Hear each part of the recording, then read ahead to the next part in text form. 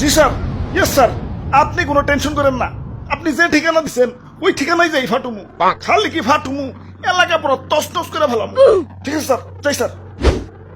অনেক দূর যাইতে হইব, গতিটা আরো বাড়িয়ে দিই। বাপরে, গতির ঠেলাই তো চোখে কিছু দেখতেছি না, চশমা না পড়ে বই। কাগজ তুইরে গেল। হাই হাই, যে লোকেশনে যে আমার ফুটন লাগবো ওই ঠিকানাটা তো কাগজে লেখা ছিল। লোকেশনটা তো মুখস্থ করি নাই। কাম সাজ, কি করি এখন তো ব্যাগ গিয়ারও দিয়া পারো না। আমার তো কোনো না কোনো জায়গায় যে ফুটনই লাগবো। কি করি কই পুরি। ওই তো সবুজ শ্যামল একটা দেশ দেখা যাইতেছে।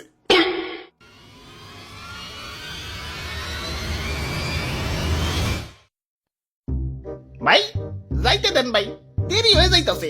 আব্বে হালায়, তুমি কোন এসে দেখছো? চাঁদা পয়েন্ট, মানে চাঁদা ছাড়া ঢুকতে দন যাবো না। ওরে বাপুরে, ইয়া চাঁদা দেও আর আগে বাড়াও। চাঁদা তুলেন কেন ভাই? এটা তো ঠিক না ভাই। এত কথা না কয়ে চাঁদা দিয়ে বিদায় হও, পিছে সিরিয়াল লাগছে দেখো না।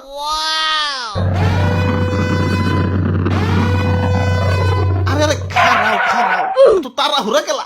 ওই আমার পতাট কেউ না, আমার একটু সামনে গিয়া ফুটতে হইব। কিন্তু সামনে যাই তোলে যে চাঁদা দেন লাগবো। এই চাঁদা হবাই চাঁদা, এই রাস্তা দিয়ে যেই যাইব তারই চাঁদা দিতে হইব। দেন আপনার চাঁদা দাদা 150 টাকা। 150 টাকা? এই আমার কাছে কোনো টাকা নাই। টেকা না থাকলে তো যাইতে দেন যাবো না। ওই ইমার্জেন্সি ভাই, আমার একটু সামনে যাই ফুটন লাগবো, যাইতে দাও ভাই। না না, চাঁদা ছাড়া তো কোনোভাবেই যাবে দেন যাবো না। কাম সারছে রে, কোন দেশে বললাম? অন্য দেশে ঢুকতে গেলে তো এন্টি মিসাইল সিস্টেমের মুখোমুখি হইতো, এনে তো চাঁদার মুখোমুখি ওর লাগতাছে। ওরে বাপুরে, এইটাই আমাকে উন্নত প্রযুক্তির এন্টি মিসাইল সিস্টেম।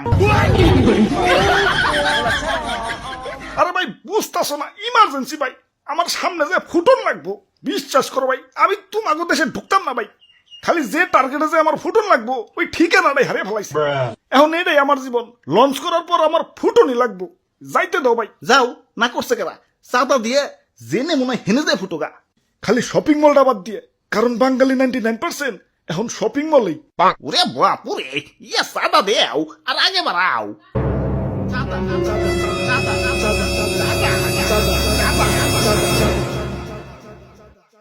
আরে ধর, এই তখন মানুষের বেলায় কোথাও শান্তি পাইতেছি না। একে তো আমার জায়গায় জায়গায় ফুটিয়া ফাটিয়া দুনিয়া জুড়ে একটা গ্যাঞ্জাম বাজিয়ে দিছে, তার উপরে তোরা চাঁদাবাজিতে রাস্তাটকে বই রয়েছিস। ওই তোরা কি দুনিয়াটা একটু গুছিয়ে গেছে সুন্দর রাখতে পারস না?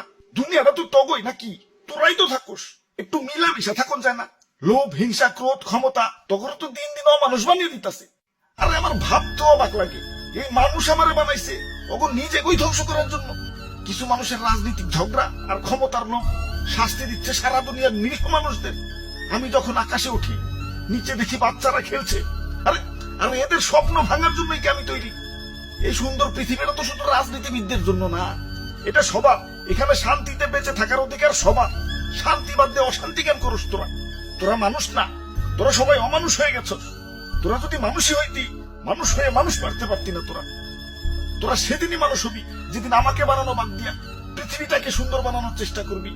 তোরা সেদিনই মানুষ হবি যেদিন আমাকে বানানো বাদ দিয়া নিজের ভাইদেরকে বুকে টেনে নিবি।